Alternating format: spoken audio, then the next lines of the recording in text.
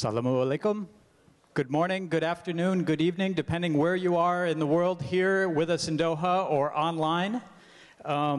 Welcome to WISE Debate 1.3. This is on education and the workforce, matching skills and needs. If you're in the wrong place, you're most welcome to stay.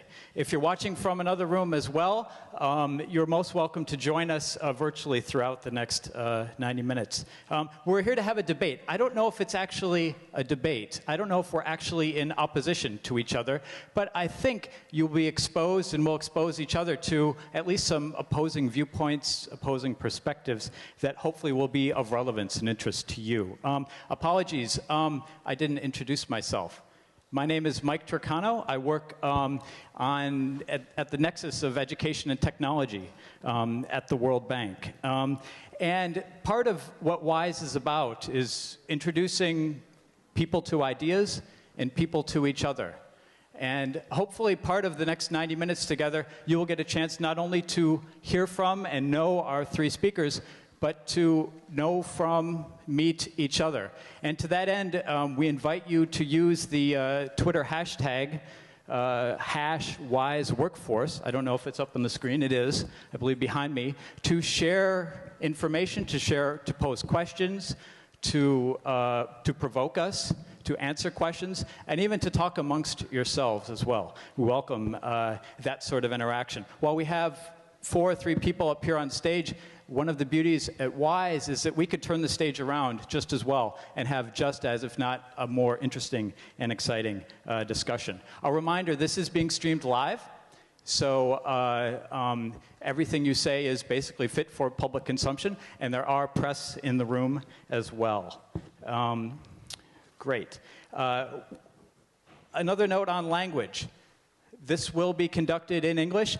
When we go to the question and answer session, you're welcome to speak in your native language as well. We have headsets.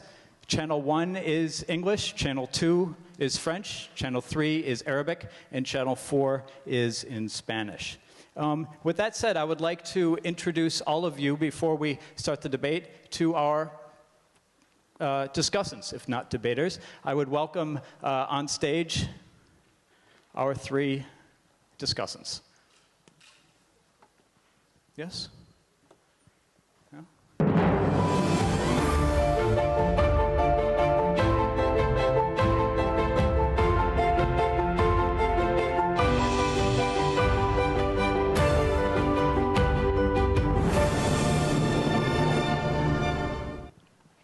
Great, thank you very much. We have detailed biographies of all 3 of our speakers this morning, so I won't go into a detailed introduction of all of them. Instead, I will ask them briefly to just introduce themselves, state their affiliation, and just a sentence or 2 about why this topic is of interest and of relevance to them. I'll start with you, Chris. Thank you very much, Mike. Good morning, and welcome to everybody. My name is Christine Evans-Clark, and I work for the International Labor Organization. For those of you who don't know, it's a United Nations specialized agency, but countries are represented not only by their governments, but also by representatives of employers and of trade unions. And so that tripartite structure seems very well pertinent for this discussion or this theme of WISE about collaboration for change.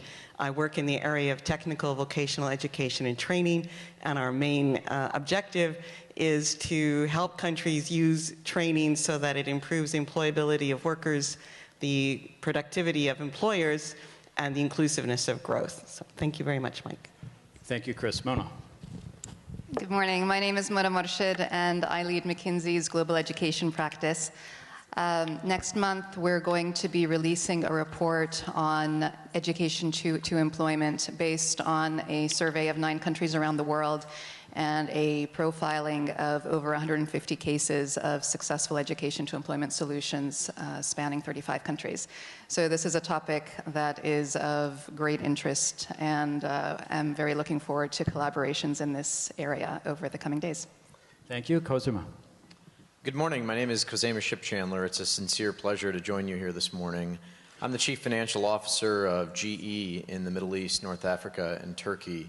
And of course, GE is one of the world's largest employers in general, as well as one of the largest employers in this part of the world. And one of the reasons that education is of particular importance to a company like ours is that on the one hand, while matching skills and needs is one of the core issues that we struggle with on a day-to-day basis, at the same time, as part of our corporate social responsibility mandate, education is a very fundamental aspect of what we try to do as a key member of the communities in which we participate and do business. So it's a real pleasure to be part of this discussion. Thank you, and nice to meet you, and nice to meet all of you. I'll start by referencing the reason we're all here, or the topic of discussion. Employers' demands upon education are changing significantly around the world. People with lower levels of education have the greatest difficulty in finding work and building satisfying careers, but even a higher education doesn't guarantee employment. So it seems there's some sort of job skills mismatch going on here. Mona, what is going on? Is there someone to blame? Should we blame someone? I'll be deliberately provocative, I guess, to start out. What are your opening thoughts here? Yes, Chris. That's okay. Well, I think there's two things going on. We see, a terrible unemployment crisis right now, especially among young people. The ILO's figure shows that 75 million young people between the ages of 15 and 24 are unemployed.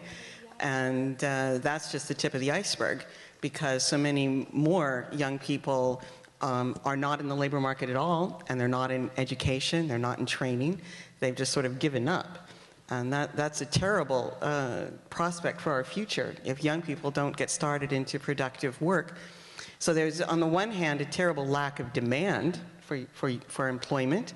And this is not just a matter of what we've learned or what we've taught in schools, but of the rate of job creation, entrepreneurship, and investment.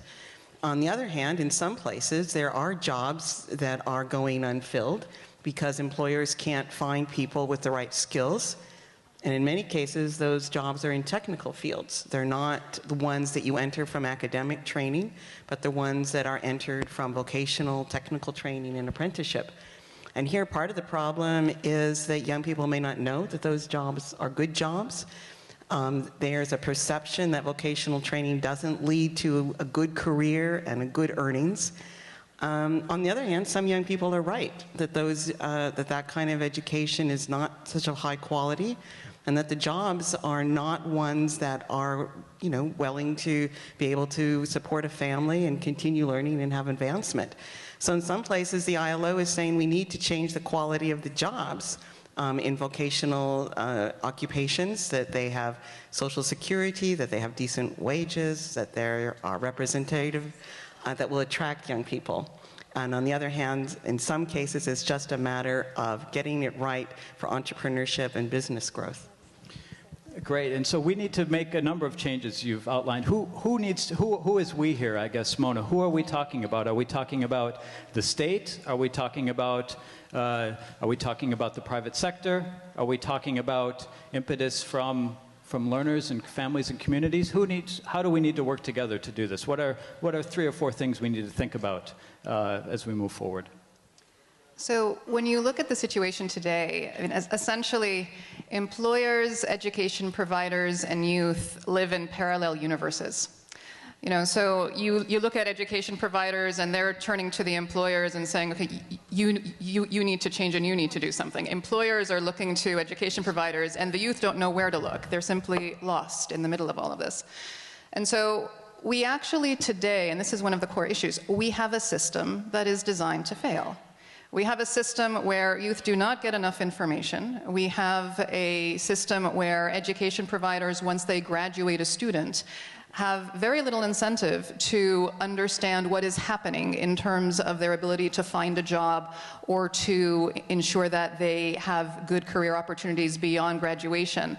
And we have a situation where employers often don't have enough motivation to invest in training because they feel that their employees could then get poached. So this is the system that we have today. And so if we're going to change that, then it actually requires finding ways to have these collaborations between employers and education providers that is much more frequent and at a much higher scale than what we see today. So designed to fail, those are strong words. Cosima, what response do you have to that, especially as an employer? What sort of collaboration do you see as useful, as possible, between places like GE and education systems? Yeah, I mean, at the risk of opening a debate, I'm not sure that it's necessarily designed to fail so much as the right incentives are certainly not in place to make it work well. And, you know, the way that I think about it is that today, especially in the Middle East and North Africa, the places in which we're active in doing business, you know, business is right now. It's not slowing down, and it's not waiting for that moment when all of these things come together to work perfectly. And, you know, the issue for us is that as an employer, the thing that we find is that jobs are the currency as a mechanism to do business in most of the countries in this part of the world. And so for us, what that means is that we've got to find solutions right now to be able to address some of the dynamics that Mona just talked about. And so the way that we think about it is fairly straightforward. I mean, number one, we want to employ locally, but that's an easy thing to say. It's sort of difficult to do. And so the way that we approach it is that we develop, first and foremost, relationships with universities as well as technical institutions. Because I think the point made earlier that higher education is one mechanism, and certainly there will always be a need for those with higher education. But by the same token, you have to have people with deep technical skills that come through vocational training programs. And so we encourage both. At the same time, we have a variety of entry-level training programs in which we try to grab people early and immediately. And so, you know, being a large multinational employer, you know, one of the things that we aim to do is to develop people that sort of work within the confines of the GE system, but can give back to their own countries and hopefully move in a variety of roles around the world. But, you know, fundamentally for us, it's about university relationships, vocational training, and then grabbing people early on in their careers so we really have a shot at molding them to be a part of the solution that we want to create so that we're not victims so much as we are, you know, problem solvers. Well, I think one of the best ways that we see that employers work really closely with training providers is through apprenticeship programs, because there the skills that young people acquire are going to be relevant for the labor market, or the employer wouldn't be training them in it. And we also see that there's a good partnership between the public and private sector, because the private sector can provide the training that's necessary for that particular workplace that's going to be productive. But the training that comes before needs to equip young people with the ability to continue to learn, with the core skills, literacy, numeracy, problem solving, being able to work together, communication. And so that's the partnerships that young people are equipped with core skills that are transformative, that they can take with them to other jobs. But then from the employer themselves, they get the kind of training that's most relevant for that workplace. Workers also are able to show employers that they can apply theoretical education to something that is productive in that workplace. And that's what makes them very attractive to continue to be hired. If I could just build on that, I mean, I think she's right. I mean, I think every element of what was just mentioned is exactly on point. And I would just add that I think it's an employer's responsibility to create an environment of constant learning and constant challenge, because that's fundamentally what students and ultimately employees want. They want an environment in which they don't just have a job, but they have a career, and they feel like when they come into work every day, they really are part of solving the world's problems versus just punching the clock. And if we can create that kind of an environment, then we succeed. It's easy to say, though, and it's difficult to implement. So in the spirit of the debate, essentially examples such as what you've just described for GE are fantastic, and we've seen similar examples in isolated places. Similarly, apprenticeships, fantastic. The issue, though, which we have is there are not enough apprenticeships available to be able to provide the quantum of youth with the training that they need. There aren't enough GEs in the world to be able to address the 75 million youth who are today unemployed, yet alone those that are underemployed. And so we face a challenge of tremendous issues of frequency and scale. And that, I think, is really the issue which we need to debate today. It is not necessarily what does it look like when it works, but how do we get it to happen more often, and how do we get it to happen for a much broader volume of youth? Well, I think that's a great question. Some of the things that we're finding working to expand the number of apprenticeships is, first of all, to enable smaller enterprises, which are, of course, the #1 employer in the world, to feel more confident about accepting apprentices. Sometimes they don't want to because they think their business isn't broad enough, they can't provide enough breadth of training to young people, or they don't have human resource directors to go out and find young people or to look at their placement afterwards. So we're finding in places like Austria, where the employment services have a tremendous reaching out to small enterprises to involve them in apprenticeships. And we also find in places where small enterprises join together to kind of collectively provide a broader training experience than they can. In places like even in North America, where apprenticeship isn't very common, what they're trying to do is expand the kinds of occupations, because traditionally it's only been in, for example, the construction trades. But in countries that have very broad apprenticeships, we see it in tourism, we see it in the creative arts, in business management, in retail. More of the kinds of jobs that young people are attracted to, that they do see that they have a future in. So these are some of the ways that we can expand apprenticeship. In very poor countries, we know that it's not open unemployment that's the main problem. It's, as you say, it's low productivity and underemployment. It's 200 million young people are living and earning under $2 a day. Well, informal apprenticeships are the main ways that young people have a chance to learn a trade in Africa. And then there's ways of improving the quality of that training by, again, looking at their trainers' skills, looking at recognition of the skills they acquire, opening non-traditional occupations to girls. So I think there are a number of things that can do exactly, as you say, is the main issue, is expand the number of apprenticeships.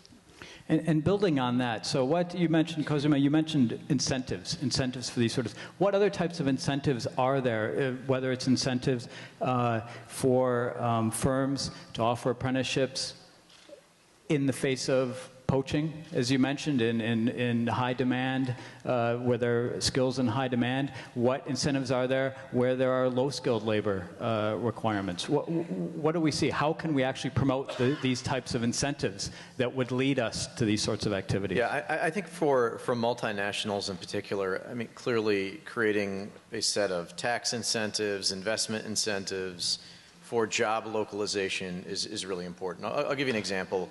Here in the Middle East and North Africa, for example, probably unemployment will be north of 10%, and this will probably be the only region in the world that sustains plus 10% unemployment relative to other parts of the world that are a little bit more developed. And one of the core issues that these countries face in particular is that there's a massive youth bulge. And so there's an enormous workforce that is somewhere between the ages of 18 and 34 that is growing at a much more rapid rate than again, other parts of the world. And I think part of the issue is that there's in part a resistance to certain kinds of jobs because of a lack of awareness.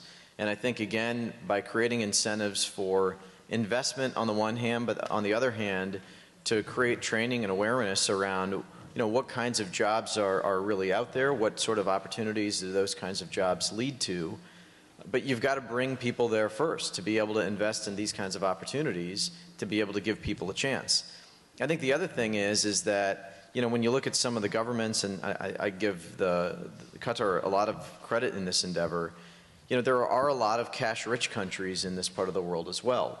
And I think there's a question as to where is that cash being best harnessed? Is it in infrastructure investments, for example, where there's the potential to create the kinds of jobs longer term relative to some of the other types of activities that sometimes countries endeavor to do that don't necessarily have the same payoff? And so, again, it's not a simple answer. It's a combination of all of those things, but without tax and investment incentives in the first place, and then training and awareness as to the kinds of career opportunities that exist, it's not going to get there.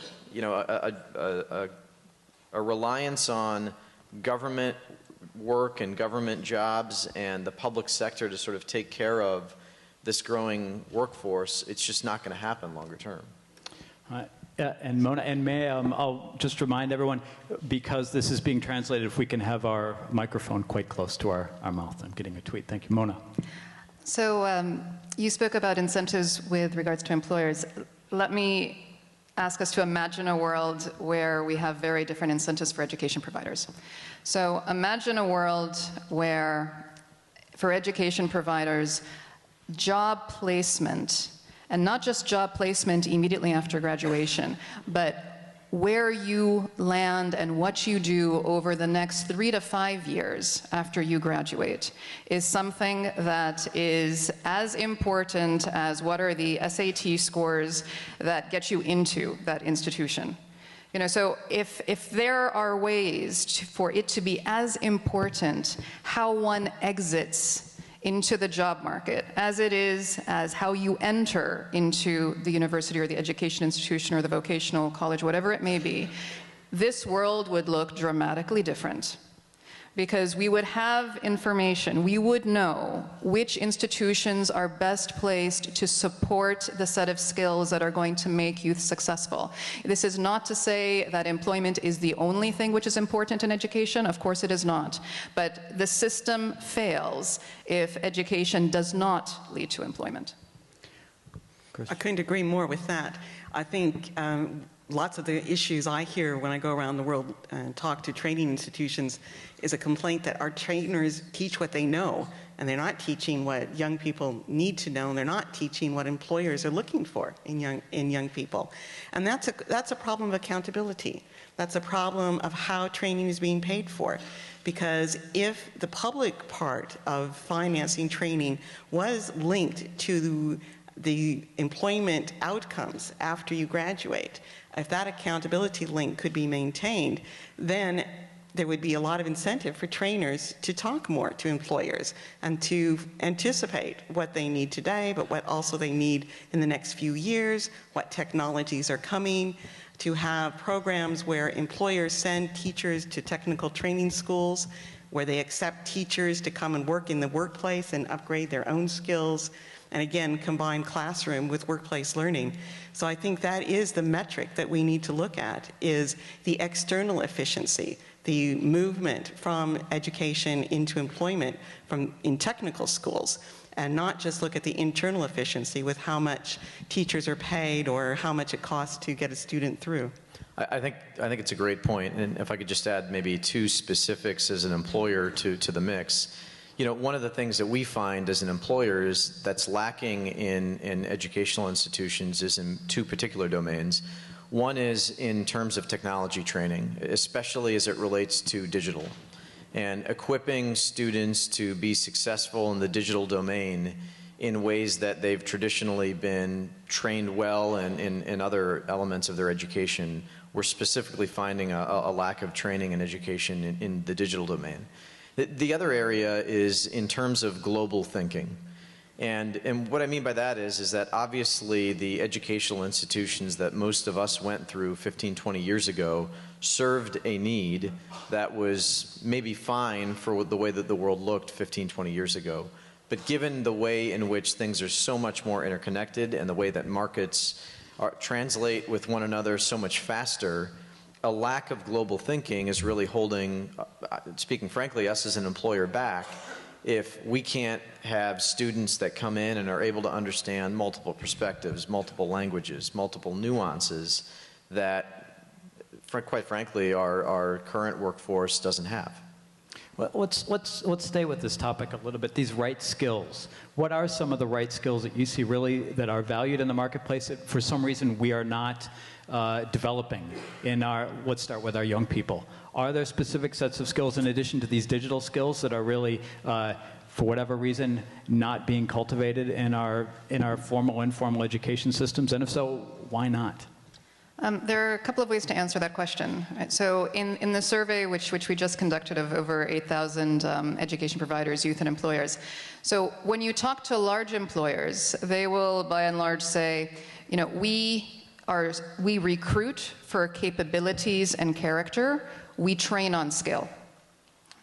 When you talk to small and medium enterprises, they essentially say, no, I want the actual technical skill.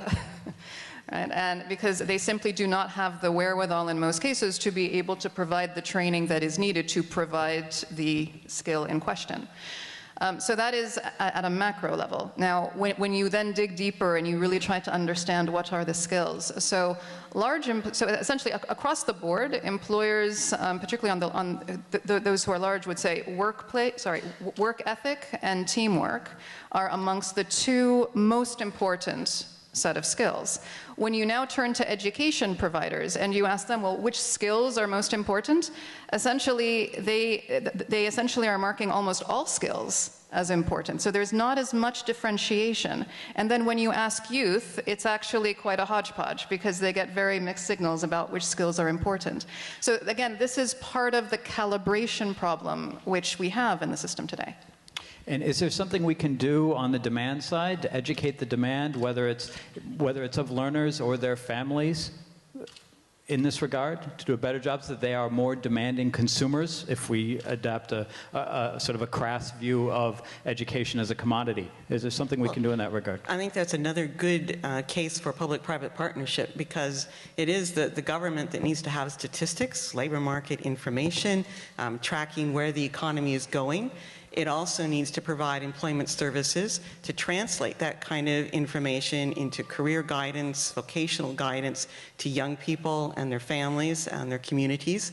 But I think there's also a need for the governments to try to give the incentives for sectoral-based training, where an industry or a cluster can come together and jointly identify where that industry is going in the future and try to help the training providers anticipate what kind of technical skills as well as soft skills, teamwork and decision-making are going to be needed. And as working at the ILO, basically sitting on almost the mother lode of labor statistics around the world, are there types of things, the types of data we don't collect that we should, that would be relevant to this? Well, mostly what we collect internationally, unfortunately, is just the supply side. It's enrollment or graduation rates at different levels of education. What we need more of is the demand side, and then the mismatch, how well that training is translated into employment and productivity. This is actually one area where international organizations are trying to work together.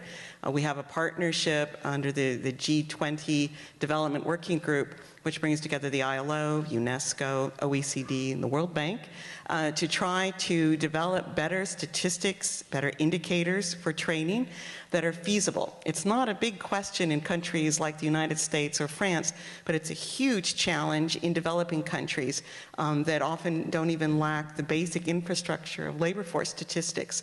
But my point is that those kinds of data collection can be rather long-term, and technologies can change much faster, and which industries are growing in which areas change faster. So while you need that statistics base, it's not a substitute for really engaging with employers directly and having these kinds of feedback mechanisms of how happy they are with employees that they hire, with their skills level and their ability to continue learning, and how well employers feel welcome to work at the policy level to help change education and skills development policies, and what incentives they have. Cost sharing for apprenticeships or for internships, for example. So there's lots of ways that partnership can improve the information. Yeah, one thing I would just add is that I agree completely with both sets of comments, and I would just add to some of the remarks that I made earlier in terms of the skills gap that we're seeing. In addition to that, there has been, and probably for the foreseeable future will be, a significant skill gap when it comes to people that are well-versed in math and science. Very simply said, there is a shortage of technologists, there's a shortage of very technical machinists, there's a shortage of scientists that can run our laboratories and develop new and more innovative things. And if we want the world to sort of move forward and keep up with some of the amazing developments that are happening, we as a company are finding that there is a significant lack of those skills coming out of out of universities. And it's a delicate balance because on the one hand, as I think was mentioned earlier, you don't want to just train for employment. You also want sort of the richness of the higher education experience, and you want people to come out of the system becoming bigger thinkers. But at the same time, there are very specific skills that are missing in the workforce that I think are holding employers back from an enormous amount of growth capabilities that are out there that we're just not able to seize. So Mona, before you jump in, I'll just remind folks, you're welcome to tweet in questions, comments, or responses under the hashtag #WiseWorkforce. I see a number of them are starting to come in. We also have our first bit of tweet spam as well, it appears. Mona. Excellent. I just wanted to make the observation that the state of the world's knowledge on education to employment is essentially where the world was with school systems about 12 years ago. So 12 years ago was when PISA came into our lives, and it made very clear which systems are high performing and which systems are struggling. It made very clear which are the interventions which are working and which are not working, which are those that work under certain contexts. And we are asking those exact same questions today about education to employment. And when we ask ourselves, so which countries in the world are really superstars, and we ask ourselves, in particular, which countries are doing well on the supply side or the demand side, we don't have that sophistication of answer today. And so this is precisely why the data issue does become so important. It is not the only source in terms of being able to understand what is happening, because obviously there are employer feedbacks. But until we can globally understand which countries do we need to learn from and why and under what context, we're going to, I think, not travel as fast as we need in terms of getting youth from education to employment. Sounds like a PISA for employment to call for that, Chris. Well, when we look internationally, if you look at which countries have unemployment of youth that is not that much different than unemployment of adults. You find this in countries that have really strong dual systems of training, combining classroom and workplace. So Germany and Denmark and Austria. These countries have unemployment rates of youth that are about 10%. And it's not much different than the adult unemployment rate. Whereas countries that still rely primarily on classroom training have unemployment rates of youth that are 3 and 4 times higher than the unemployment for adults. So I think that's a clue of where we need to look for good international best practices. Excellent. Kozuma, you mentioned, and GE, it's very close to your heart, obviously, this issue of STEM, or in some cases STEAM education, with arts thrown in, but STEM education. How do you think we can encourage students to be interested in STEM? And if we don't catch them early, what do we do? You mentioned about catching them early. What if we don't catch them early? Is it a lost cause? I think one of the biggest issues, and we've talked a little bit about it during the course of this discussion, is with respect to vocational training. I think that there's this notion that a career in a vocational endeavor is somehow not a path to success. And I think that's just nonsense. I think that the reality is that most vocational professions are highly technical.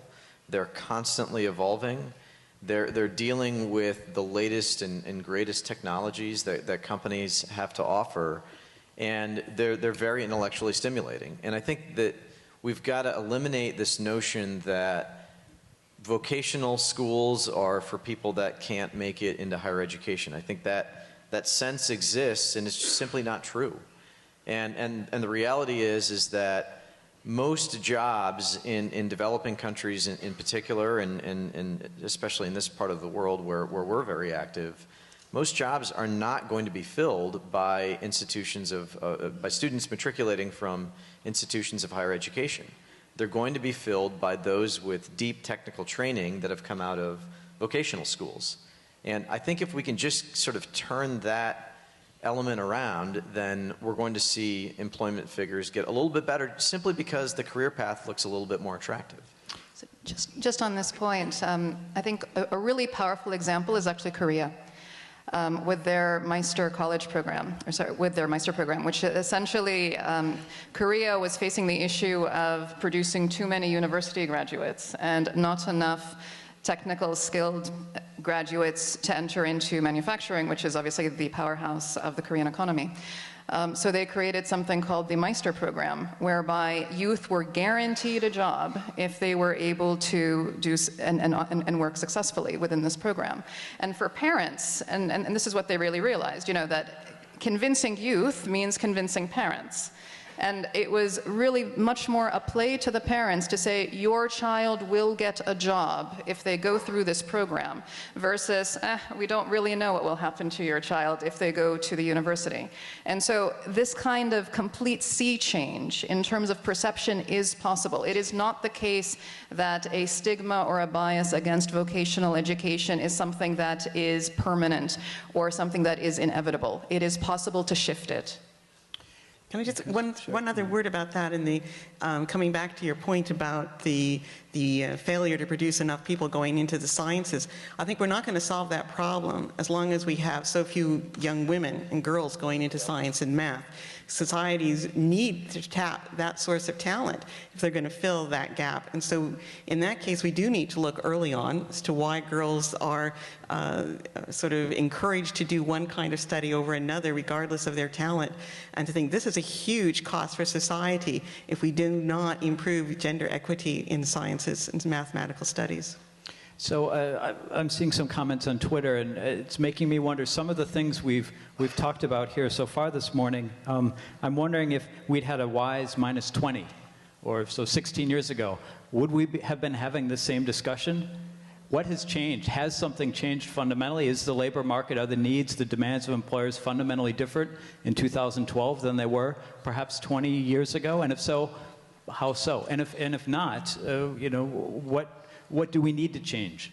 Well, just picking up on the last point, I think the one comment that may not have taken place 20 years ago is the very deep need for women to participate in the workforce. I'm glad that that comment was brought up, because I think it's absolutely crucial. And as we look at employment figures in this part of the world, I mean, you pick certain countries, I won't necessarily name names, but we're looking at female participation in the workforce is 10–15%. That's participation, not unemployment, right? So the figures are simply staggering, and the reality is that there's a lack of role models, there's a lack of necessarily developed training programs. There are cultural norms and differences to take into account, to be sure, but I think speaking as a multinational employer, in particular as it relates to gender diversity and opportunities for women, we have to create the right circumstances so that women want to come work for companies like ours.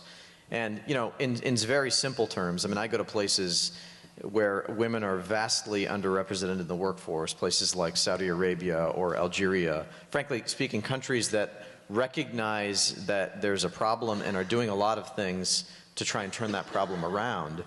But when I go to these places and I recruit a university, or we bring someone on as an entry-level person, the notion that has to be in their minds is that they can be the chief financial officer of that country for our company, which is going to be a multi-billion-dollar franchise, when they're my age.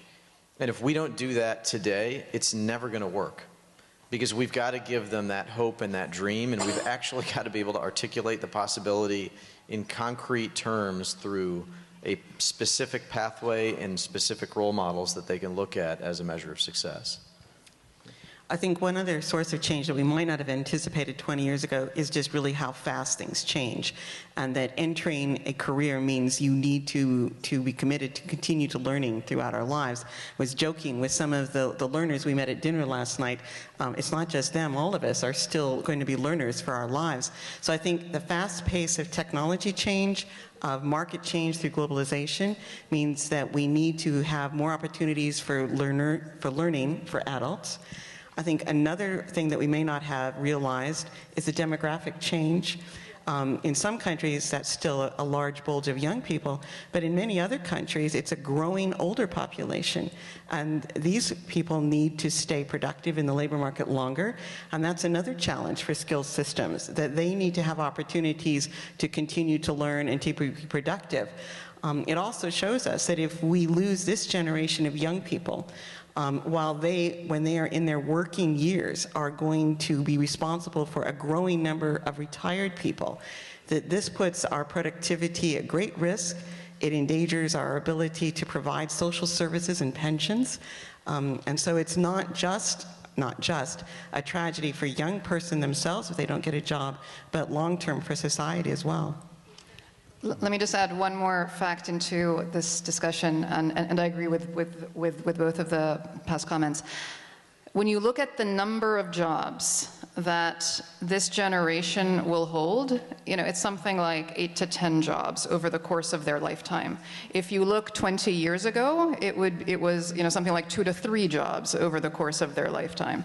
So that is a fundamentally big shift which has occurred, which has dramatic implications in terms of what does it mean to be a learner. Because essentially what's going to happen is that you will go and you will study something in school, and you will use that skill, but you're going to have to evolve that skill over the course of your career, and you better have the skills to do that, because otherwise you're going to get stuck. And so in my mind, that is one of the pivotal facts which has shifted. Certainly. If I can come back to something Chris mentioned about older workers or older unemployed people. What can we do? How do we reach out to this with the demographic bulge that we've talked about, and we talk a lot about the youth bulge and the challenges related to youth employment, but the bulge we're having at the upper end of our demographics. Are there models? Are there useful ways to approach, whether it's getting people into the workforce even for the first time or retraining for older workers as well, that we should be thinking about? Well, one thing we can do is to question our own stereotypes. There's a stereotype that as we get older, it's harder to learn, and some of us are experiencing that perhaps. But when older workers, 50, 55-year-old people are given the opportunity to upgrade their skills or to learn a new occupation, they learn just as quickly. They're able to apply it just as well. So we first have to get over some issues of discrimination, and then we do have to tailor programs to them. If it's for women who have family responsibilities, then we need to look at when and where training is being provided. We need to understand that some older workers, myself included, are not so fit in the digital age, and we need to provide the kinds of training that they need. So there's a huge potential benefit to societies of making that investment if it does mean that people can stay in the workforce in a productive way a little bit longer.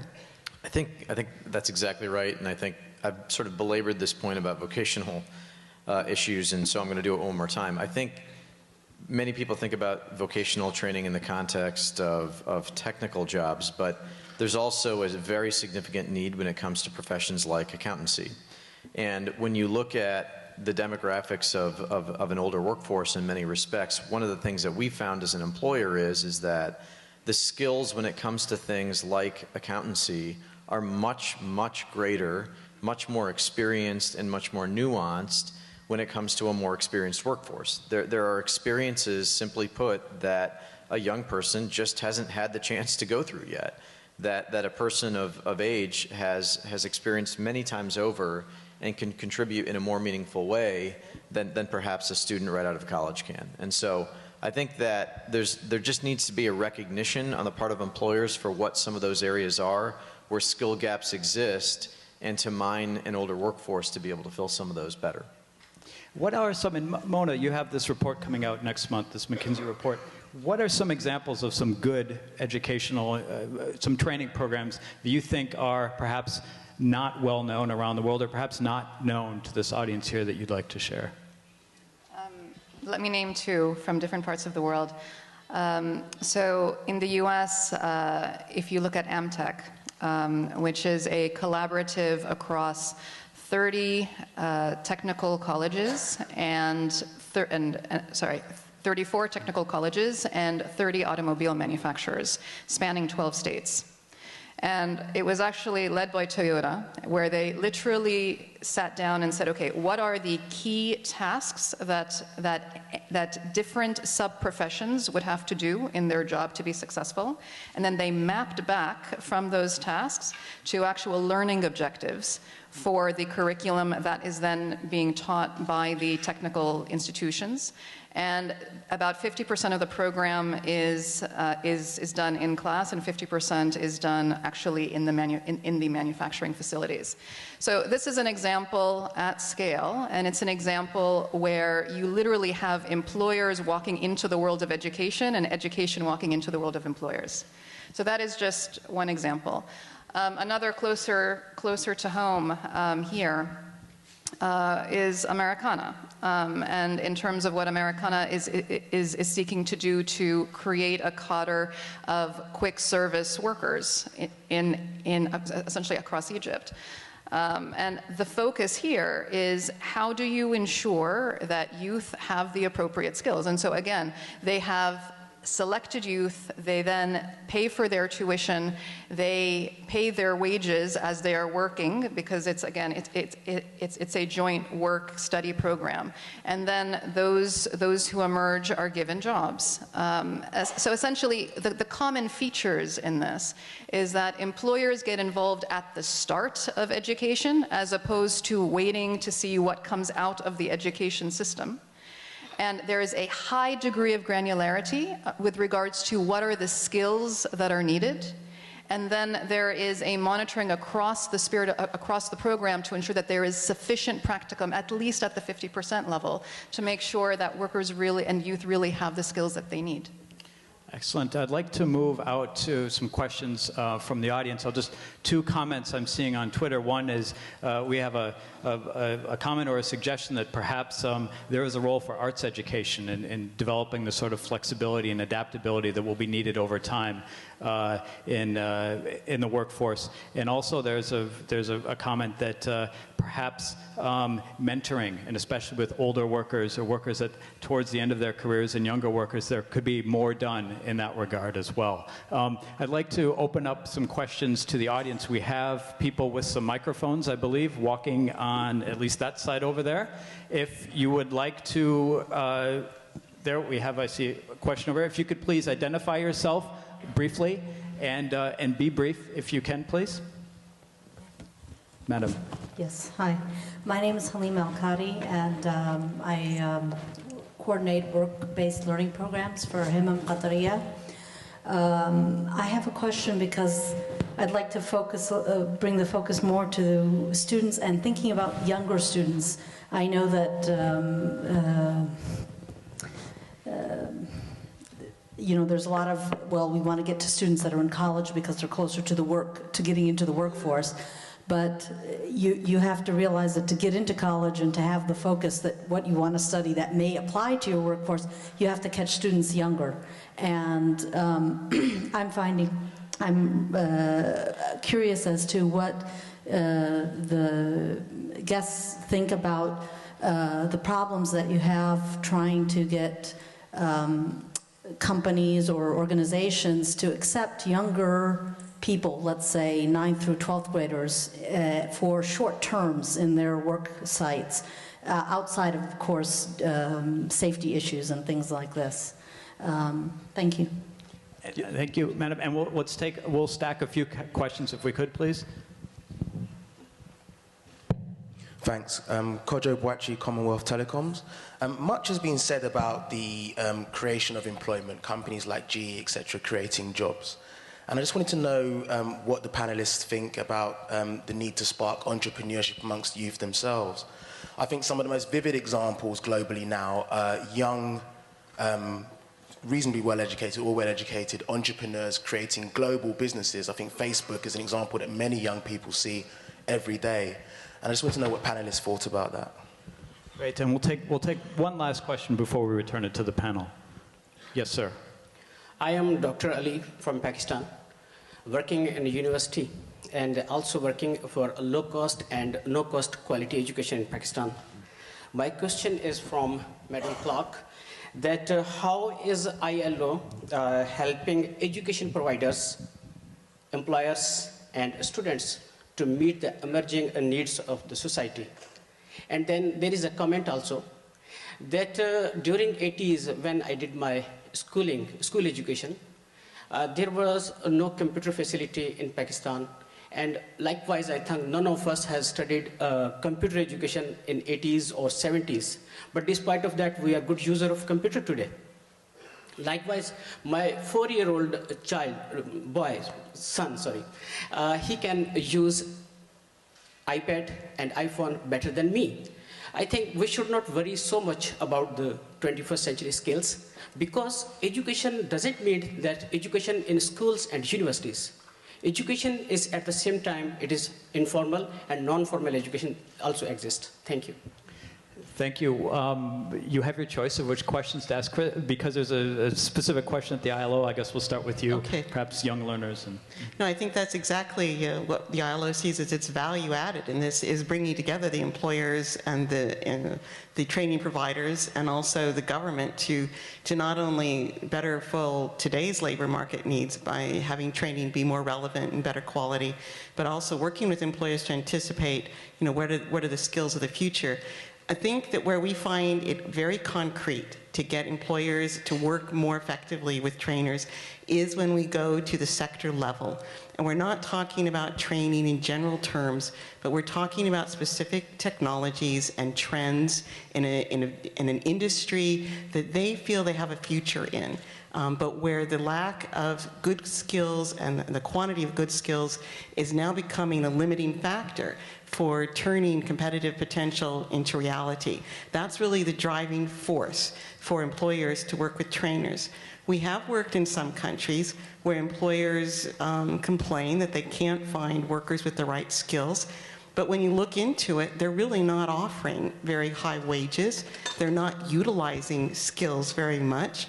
They're not having working conditions that are attracting young people. So their inability to hire people is not a skills gap, but it's a job quality gap.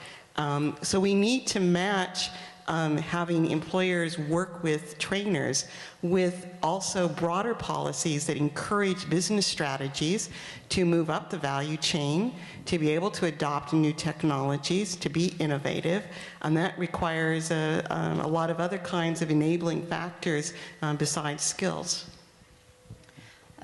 Addressing the question of, do we need to look earlier than higher education? And the answer is absolutely yes.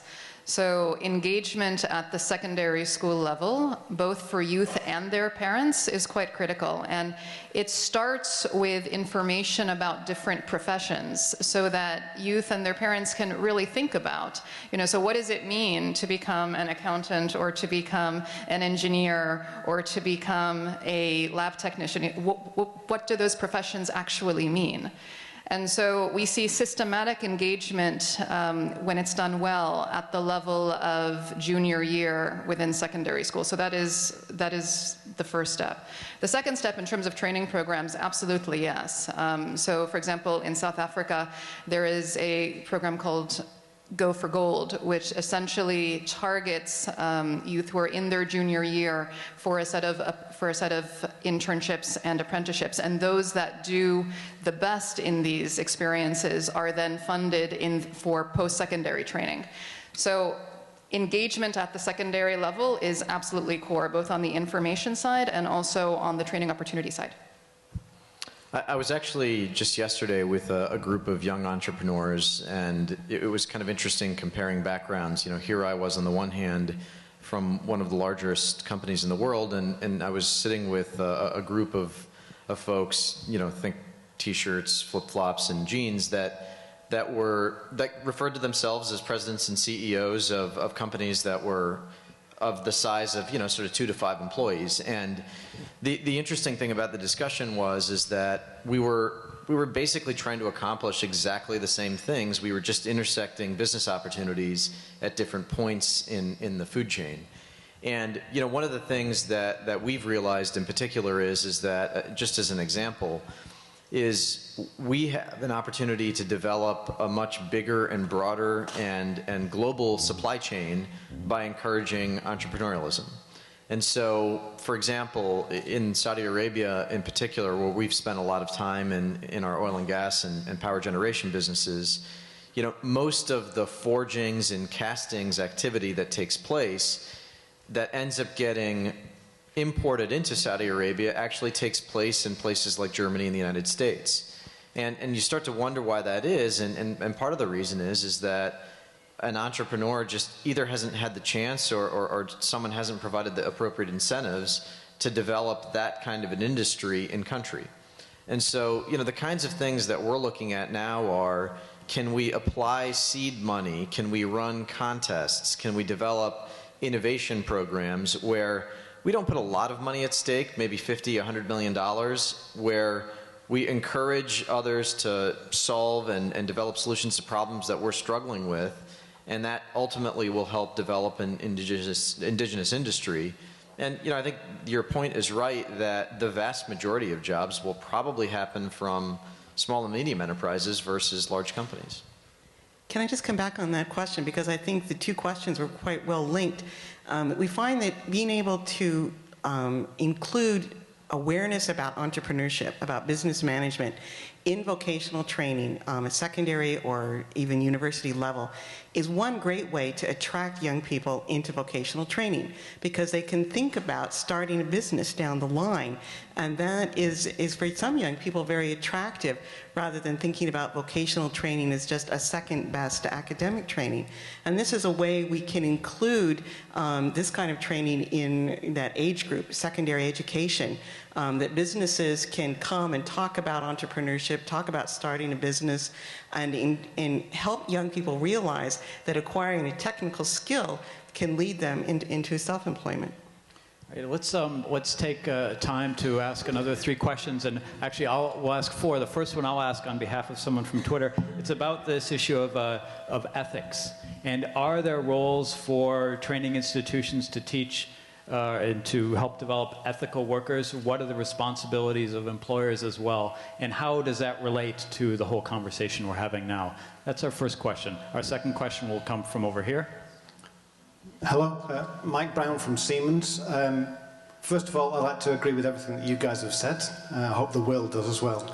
We're focused on STEM education, and our commitment to education is that we're providing industry software to schools free, because we recognise that children, young as ages of 11 and 12, start to form ideas of what they want to be. So we have to give them the latest technology.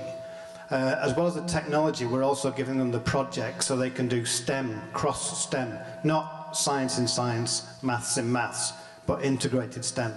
The challenge, I think, was implemented by the gentleman from Pakistan, and the problem that we're finding is that students absorb technology at a nano level. They just absorb it. Teachers are living in technology, you know, way gone. We've got to train the students of 11 for technology that's not been invented yet by the time they either enter apprenticeship schemes or exit university. How are we going to address this view for the teachers to keep pace with, you know, mind-boggling speed of technology and advances? Right. Thank you. Next, where are... Yeah. Do we have a microphone on that side as well? Okay. Yes, madam. My name is Noor Dukmak. I'm a third-year undergraduate student at MIT studying math. I actually have a lot of conversations with the students in my college, and I remember having a conversation over dinner with another math major who was a senior. She was in her final year, and I asked, you know, what are you doing next year? She was like, you know what, I have no idea. I have no idea what I want to do. And I was like, well, what are you going to do? She's like, I'm going to go to career fair and give my resumes to a couple companies and see what happens. So I saw her in spring semester, and I said, you're graduating in a month. What's going to happen? And she said, I actually got a job. I said, with who? And she told me that it was a job from a company who usually takes computer science and engineering, electrical engineering students, but that, you know, if she had gone through MIT and was a math major, then they would be willing to take her because they were confident that she had the skills that they needed, and that she would just have to go through the training that everyone else goes through and she would be fine. And so it kind of, I don't know, it kind of confuses me, because does that mean that we're only going through education in order to gain a certain kind of number of skills that aren't necessarily content specific, and then that we go on to industry in order to be trained there for the specific content that we're going to need? So what kind of is the role of education then? Thanks, bring us full circle. And yes, sir. Dr. Khalid Al-Haq, Higher Education Institute. To capitalize over my friend's question here, if you have unemployment problem, that's that's clear. People will go and look for collaboration. If you have an ability to employ, businesses will go and look for collaboration. If higher education providers send people to labor market without any employment opportunity, they will look for collaboration. But if you have low unemployment, people get jobs, like the lady here explained. Labor market don't face any problem with finding their needs locally or internationally. How you can encourage them? How you can secure their commitment to collaborate? Right. Maybe I can start off this time. I think just to pick up on the last two questions and specifically address the one about maybe the role of education. This is COSEMA's view, not necessarily the GE view. I've always thought that the role of education is to learn about life and to develop an enriching experience that's multifaceted, not just in terms of the technical education that one acquires, but also at the same time to learn about a variety of different fields that enrich our overall life experience. And I'll just use myself as a personal example and bring it back to GE. When I graduated from university, and this goes to the point about the arts as well, my degrees were in biology, English, and economics. And today I'm the chief financial officer of our region of GE. So you might look at that and say, well, how do you reconcile what I learned in school relative to the kinds of things that I do every day? And I think on the one hand, is there a direct correlation? Not necessarily. On the other hand, did I learn on the job most of the things that I needed to because of the kinds of training that GE applied and the sorts of things that Mona talked about in terms of what large employers believe that they can do with young, smart, hungry people? Yes. But by the same token, I think you would also be surprised at the number of times that I reference my secondary education, my university education, and think about problems from the vantage point of a biology student or an economics student. And I think it just brings a much more diverse and unique perspective relative to the guy or gal that came out of a strict accounting program. And so I think the role is always going to be multifaceted. There's no simple answer. But I think that the role of very large multinationals in particular who have the resources at their disposal to take advantage of students of all stripes that are smart and hungry and are able to train them is to grab that diversity, because I think that's what ultimately leads to the best answers in the marketplace and allows for companies like ours to win. Right. I don't know. Mona, if you want to jump on one of those questions, perhaps the teachers wonder. And there's also a question on Twitter, how can the McKinsey report be obtained and when will it be out? That should be an easy one for you to answer. That's easy. So the report will be released in early December, December 6th. And it will be online. So that will be easy to download. So let me try to respond to two of the questions. So one to the MIT colleague. Essentially, it's important to recognize youth and employers are not monoliths. Right? So there are segments within each of these. And within the youth segment, or within youth, there are probably like 5 or 6 different segments. And there are those that are going to land on their feet because they have worked very hard, and I'm sure that your friend has worked very hard to get to where she is, and has worked very hard in her program, and has all the capabilities and character that a company like GE or other large companies look to and say, we will train you because you've got all of the intrinsics which we need. I think what we're trying to solve for here is that that particular segment is quite small in the global span. Right? And so what we're trying to solve for are the youth who don't get that opportunity, who don't get that investment, who have been let down multiple times throughout their education history. And so it's a different question in terms of what kind of support do they need, and also what types of skills are going to make them most successful and have the greatest potential in the job market. To the question of teachers and how do we make sure that teachers are able to keep up in order to be able to support youth. You know, I think we are in the era of serious games. And we are in the era where simulation is now becoming an increasingly cost-effective tool. And so I think what we're going to find, I mean, and this is a perspective, and let's please debate it. I mean, I actually think that in many ways simulation is going to be the mentor or the apprenticeship of the 21st century. And so it's not necessarily going to need to be the case that there's going to have to be someone in the classroom to be able to walk you through every single skill or through every single experience, but that actually through these serious games that we can harness a excitement from youth to participate in these things, but also guide them through the game to be able to themselves learn and through repeated practice and use, be able to increase their skill. I just wanted to come back to your question that came on Twitter about ethics. I think that was also an interesting question.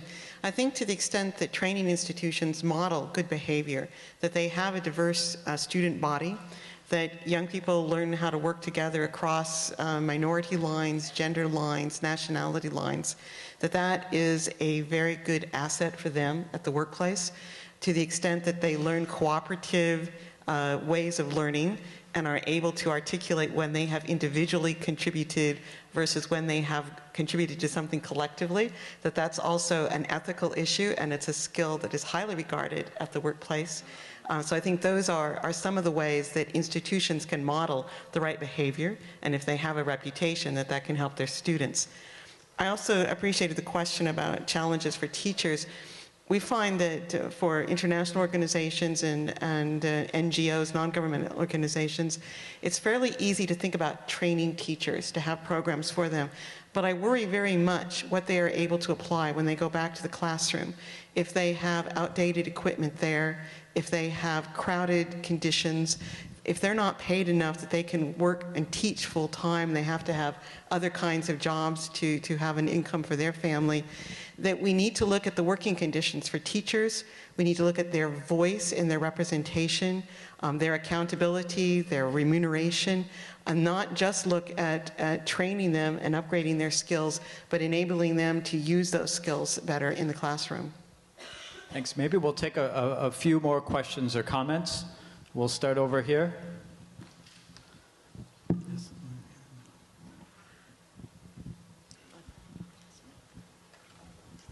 Hi, Nick Kafka, teacher man to fish. I think Mona was absolutely on the money when she was saying, you know, if you want to change the system, you need to look at what education institutions are measured on. And at the moment, they're measured on exam results, and exam results clearly don't correspond, you know, as much as we would like with employment opportunities or success in life. So one thing that definitely should take place in an ideal world would be to make institutions accountable for what happens to their graduates afterwards, whether they're able to get jobs or able to access other opportunities, and that's what we measure our schools on. The other thing that I think, you know, that contributes to part of that is what we measure directly at the school level when the kids are kind of exiting. If we're just content with regular exams, then we're not actually taking into account some of the things that are required for success in the workforce that we could learn more about later. So when you say that teamwork, in fact, you know, is one of the things that many employers regard as really important, no kids leave school being assessed on their capacity to work in teams. So the question is, can you imagine a situation where schools actually have some measures of other soft skills, for instance, that are relevant to future success, not just the academic skills that are obviously sort of important? Thank you. Madam? Thank you. I'm Hilda Adria from Uganda. I'm sitting here listening to all the different proposals, and I'm saying to myself, the girls that I work with in schools will never get to the stage where you'll ever meet them. And I think I want to compliment the last speaker. The result system eliminates them literally within the 4 years of being in school. But I'm also listening, and we are talking about training them for something. And I want to get you to think about training themselves to be themselves, because that's where they need to start. Thank you. Thank you. Yes? Right here.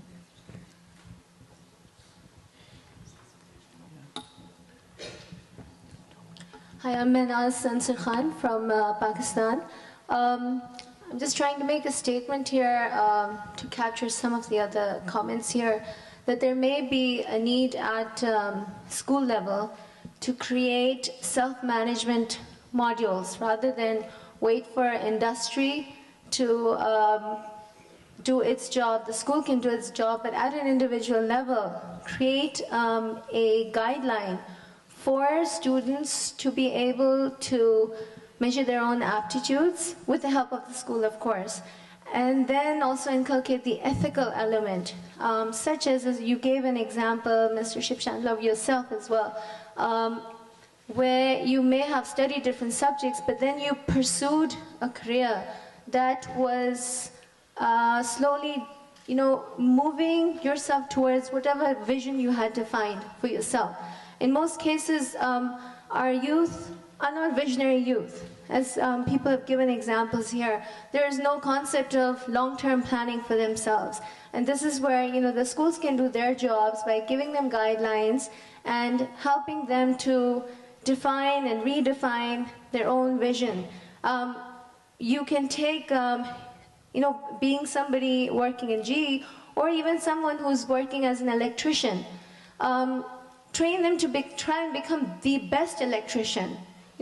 People say I may not be earning much as an electrician, but if I am the best electrician out there in town, everybody's going to be after me.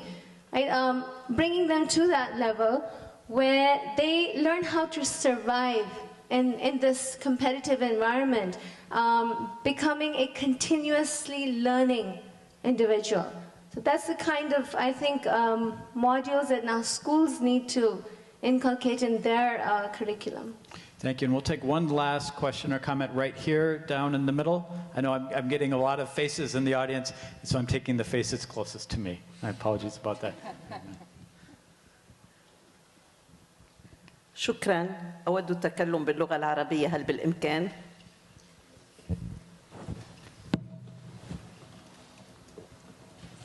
Can I speak Arabic?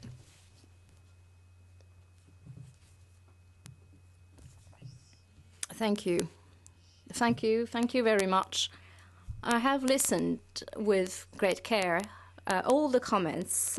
I'd like to thank the various speakers. I'd like to thank our moderator.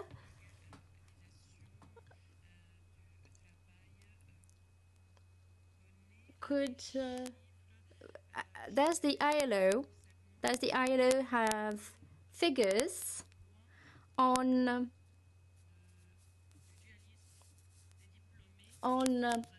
the employment of graduates who have graduated from two different systems, who have dual qualification? And do you have also information on countries which has changed their educational programs in order to comply with the requirements of the labor market? And I'm not thinking only about higher education, but also changes to secondary education, for example. My third question is related to information that you may have on countries which now have a qualifications framework which has evolved, and have those countries reviewed their curricula?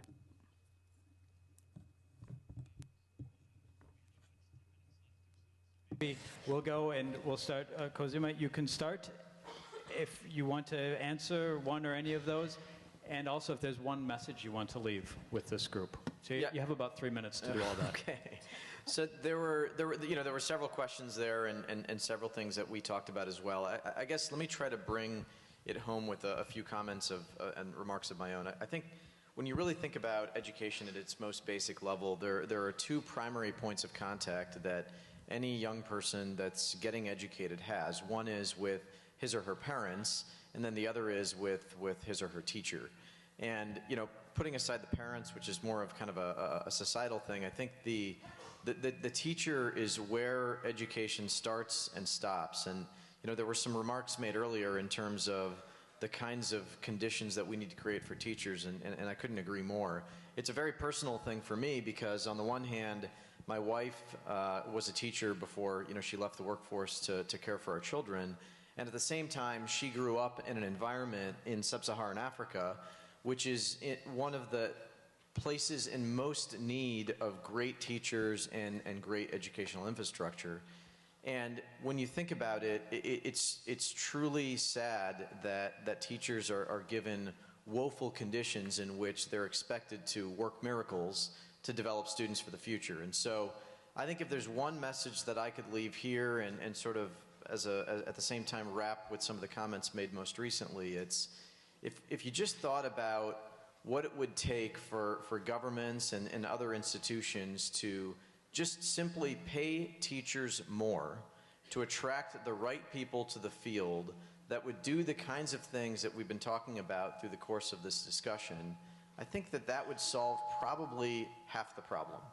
You'd still be left with another half, and that would take into account all of the other great things that we've discussed, but it has to start with teachers. And without a great teacher foundation, we'll just never get there. Mona? Let me respond to the question of are there actual mechanisms to be able to assess soft skills? So things like teamwork, critical thinking, etc. And unfortunately, the world right now understands that soft skills are very important, but the world has not yet figured out how to be able to assess those skills at scale. And by the way, it requires very effective teachers to be able to do that. Right? So in cases where it does happen, it's essentially by, at a school level, you can do that. But at a system level, it is quite challenging to do that. And so that's not a very satisfactory answer, but that's unfortunately where we are in the world at the moment.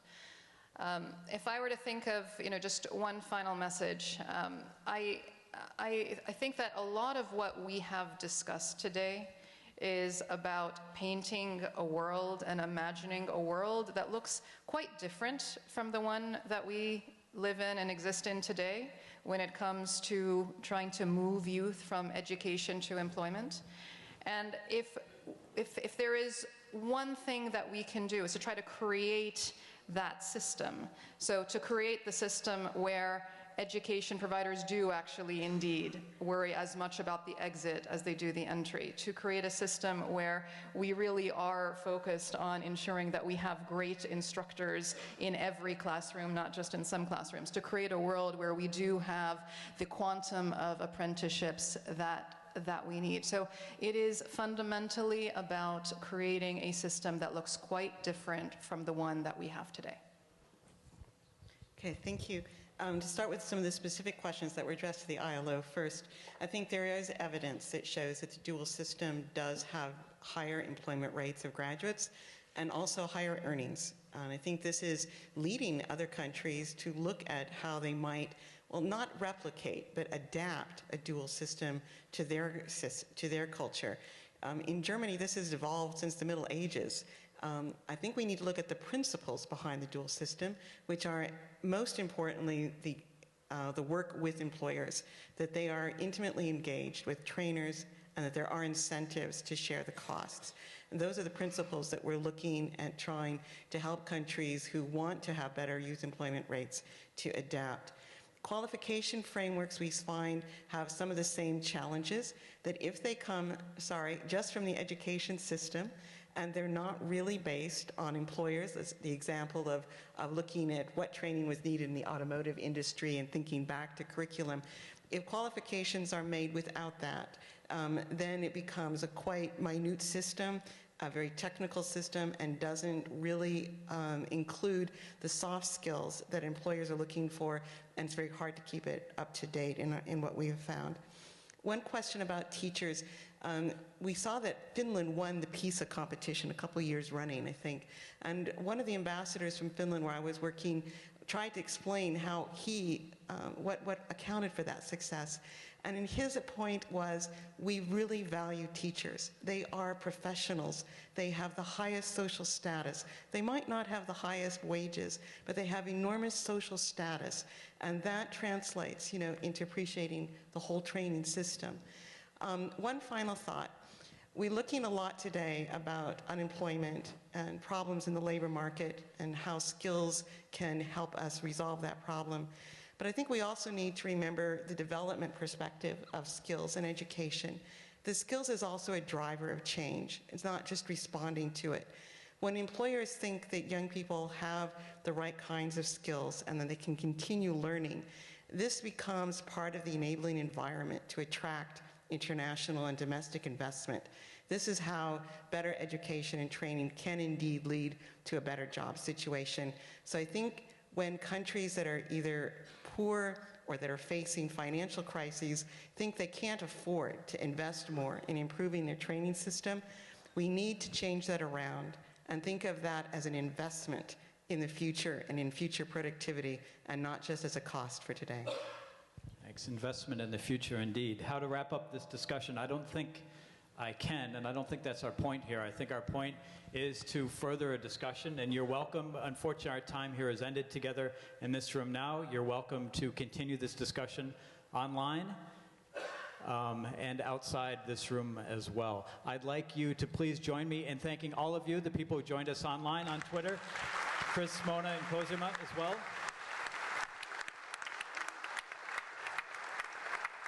So it's much food for thought, and now we welcome you to have some food for your stomach outside, immediately outside. At 2:45, you're welcome back in Auditorium 3 again for a session on education and cultures, balancing global and local. On behalf of the organizers here at WISE, thank you very much for your participation and attention, and bon appétit.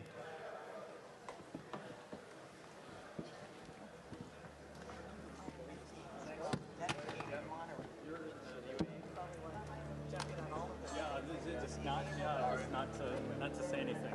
So I thought, excellent, thanks a lot. I thought it worked well. I enjoyed